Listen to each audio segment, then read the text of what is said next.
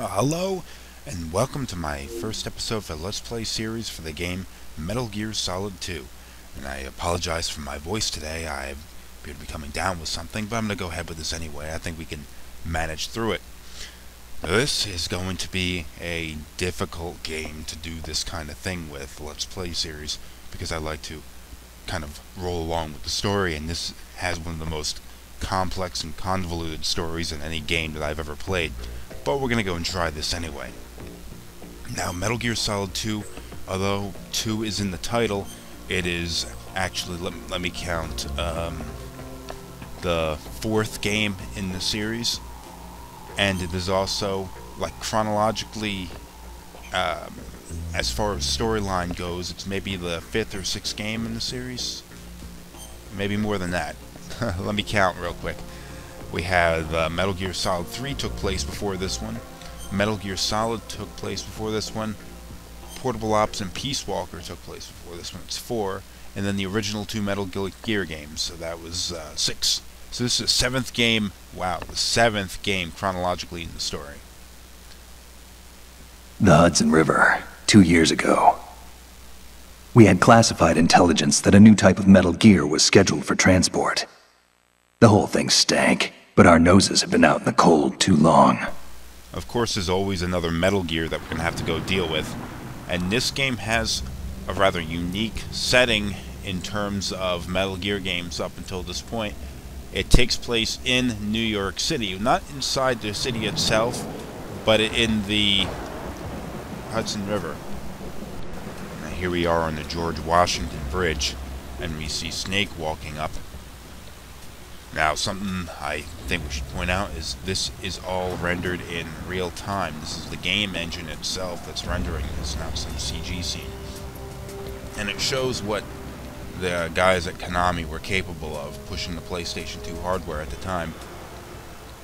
Well, it's a little hard to overstate exactly how big of a leap this was in terms of graphics at the time, because up until that point, the PlayStation 2 was categorized as being rather, like, overstated in terms of power. It was probably a powerful machine, but nobody was capable of unlocking that potential. But then Metal Gear Solid 2 came around and showed, yes, you can actually produce kick-ass graphics with this machine. And Metal Gear Solid 3 came out a couple years later and pushed that envelope even further. So we have Snake here walking along the George Washington Bridge. Where is he going? Oh, he goes into a sprint here. Oh, damn, look. He's got the stealth camouflage that Otacon was using in the first Metal Gear Solid. Oh, and he just leapt off the side of the building. Oh, he's bungee jumping. Makes a little more sense, doesn't it?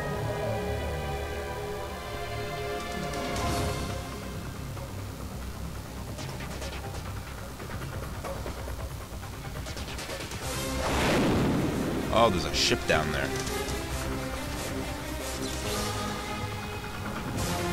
Oh, the stealth camera looks like it's breaking. Means we're not going to be able to use that during the game, which is a bit of a shame. But it made everything so much easier.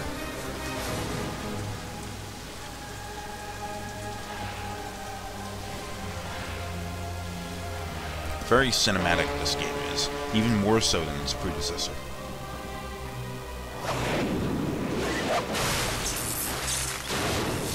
Oh, there goes the stealth camo.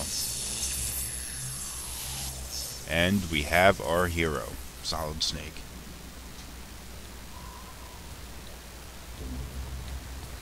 First good look at him.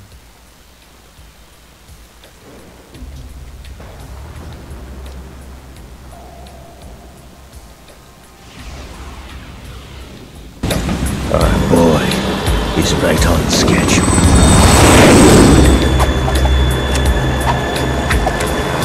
He'll know soon enough. Ladies and gentlemen, we have Revolver Ocelot. He was one of the antagonists from the first game, if you remember from back then. And while he survived, he was actually the only of the bad guys to survive. And he escaped with the Metal Gear Rex test data. Here he is. Apparently he's aware that snakes are on the tanker.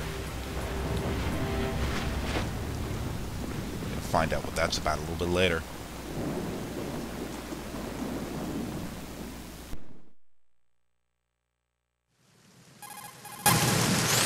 This is Snake. Do you read me, Otacon? Loud and clear, Snake. Kept you waiting, huh? I'm at the sneak point. Everything going okay? The stealth camo's busted. Landing impact. We must have overused it. Sorry, but you're gonna have to deal with it. You're not in the military anymore. Right. I didn't plan on relying on this gadget anyway. The private sector's not so bad, is it? Privacy guaranteed? I'm happy as long as no one gives me any more unwanted gifts. You mean that thing with Naomi? And I can't say I miss the chattering nanny. Mei Ling's not so bad. That reminds me, I have to get in touch with her again about that new Natick flashware. Diverting toys from the SSCEN again? Look, give her a message from me. Someone will find out, sooner or later. She's better off assuming it's sooner and quit while she's safe. Too true. Okay, Snake, let's get to work. You know how the technical specs of Metal Gear were sold on the black market after Shadow Moses? All Ocelot's doing. Exactly. And now every state, group, and .com has its own version of Metal Gear. Not exactly a classified weapon for today's nuclear powers. This new one seems to have been designed to wipe the floor with all the other models. The only consistent description is that it's an amphibious, anti-Metal Gear vehicle. That explains why this one is under Marine Corps jurisdiction.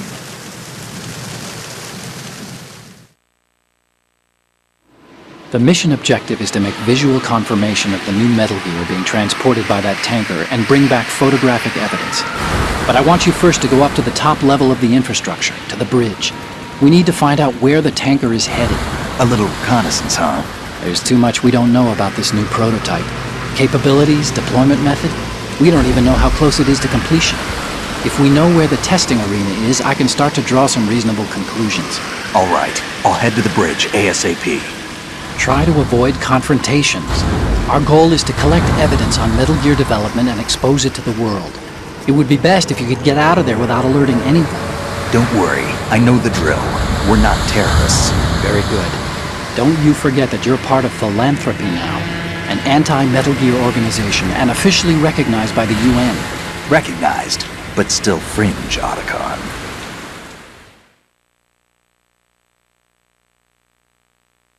All right, let's look at your gear. Your weapon is a tranquilizer gun converted from a Beretta M92F. M9. It's a little hard to work with because you have to reload after each shot since the slide locks. Better than scavenging at the mission site. Good suppressor, too. The chemical stun will take effect in a few seconds and last for hours. You can take down an elephant with that thing. Check out the laser sighting, too. The effects of the anesthetic round will vary depending on what part of the body is hit. We're talking about a difference of tens of seconds between hitting limbs, chest, or head. As for the equipment... Hey, Snake! Cigarettes? What's wrong with you? It's kind of a lucky charm. You haven't read the Surgeon General's warning, have you? Here's the digital camera. Works almost the same way as your old one.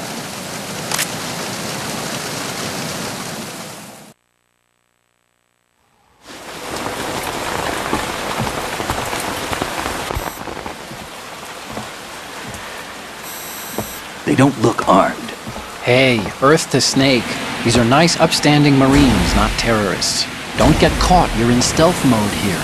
Sure, and if it comes to that, a little beauty sleep never hurt anyone. By the way, Otacon, are you sure of this intelligence? Absolutely. Hacked it out of the Pentagon's classified files myself. No traces? Oh, please, I'm too good for that. But this might be a trap. Remember, there's a price on our heads. You're just being paranoid. I hope so. Those men, you wouldn't think they were anything but civilians from here. With all the ships passing on the river and in the harbor, putting uniformed Marines on the deck would be a bad idea. People can get a clear view of the water from Riverside, too. The water line is too high. According to the navigational plans, this ship should have discharged its cargo upriver. It's in there, no doubt about it. The military trains you to watch for threats from the stern on a boat. That's SOP for counter-terror ops, too. Security should be tighter. You worry too much. Where's the target? Satellite surveillance is a major international pastime these days. I'd say the cargo holds, safely below the deck. Do you see the entrance to the holds? Looks like there are a few entryways into the crew quarters. The chopper. What? Aw, damn. Ah, killed him dead.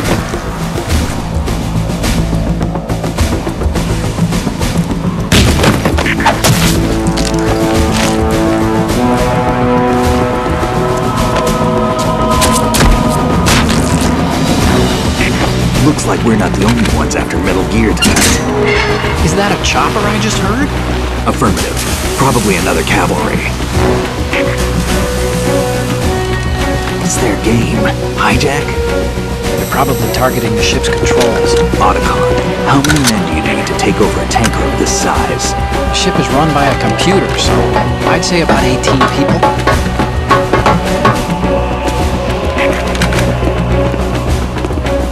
AKS 74U.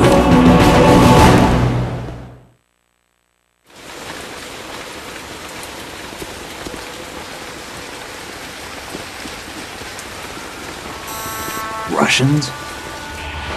You sure? No Marine barber touched that head of hair.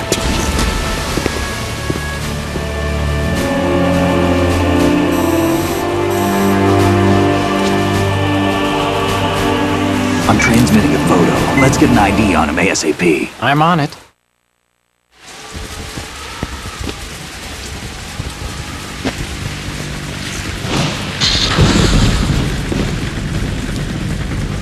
Looks like the tanker's theirs now. K-60 Kasatka. Kasatka? Kamov chopper, right? Killer whale.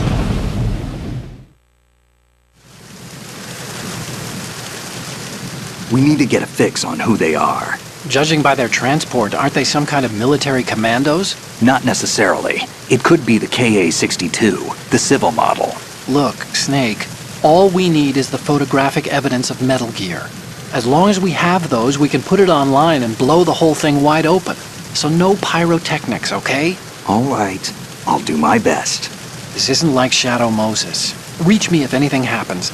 The frequency's 141.12. How can I check in and save my progress? I'll do it. There's a frequency set aside for it. 140.96. Sorry, but no Mei Ling this time. Call me on the codec when you want to save. Got it. I'll be waiting just past the Verrazano Bridge.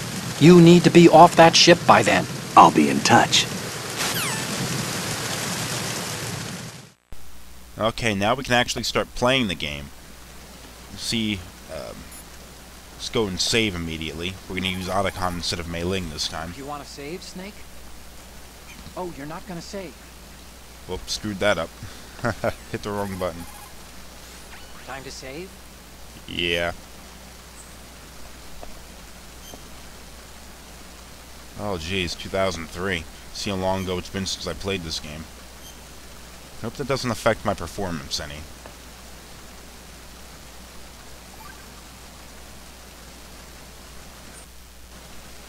Let's go a little bit of a rundown on how this game is going to play, how it plays. Now it's very similar to Metal Gear Solid, how the controls were and the way the enemies would react and everything, but it's different enough, it's more advanced, about as much as I'd expect it to be. See, these guys, your main objective is to stay out of sight. You can't just run around killing people. But here, look at this, we can take people hostage. We also have a tranquilizer gun, which doesn't kill enemies. He calls it an M9, but I'm not aware of any M9 that can be converted into a tranquilizer gun. An M9 is a 9mm pistol that the U.S. military uses as a standard issue. Also, the slide locks on this weapon, which is a little more of a realistic thing for a gun you're trying to keep quiet, because the slide shifting back forward is going to make extra noise, you know. Okay, once you've knocked these guys out, you may want to hide their bodies. You could kill them or knock them out, you may want to hide them after that, and that's just messed up. I mean, honestly, that guy wasn't dead, but he's gonna be now. Rations, just like in Metal Gear Solid, go and restore your health. Now, I can go through that door, but let's go take a little more time to explore around here and explore the game, how the controls work and everything. Now you see the radar in the upper corner there. Let's get ourselves seen. You can throw a guy just like before. Yep. Now, unlike the first game, which as soon as you had seen, that would immediately result in an alert status. This game, they have to go and call somebody on the radio to get help. Now you can go and try to hide their body a little bit, and then go and, like say, hang off of a railing, which keeps you out of sight. And allows you to move past enemies. You know, it's kind of a cool little addition to this game. Unfortunately, his grip is not going to hold out. Going to have to get discovered. Now this guy saw real quick and went and called an alert status. And it works just like the first game. Once the alert is going,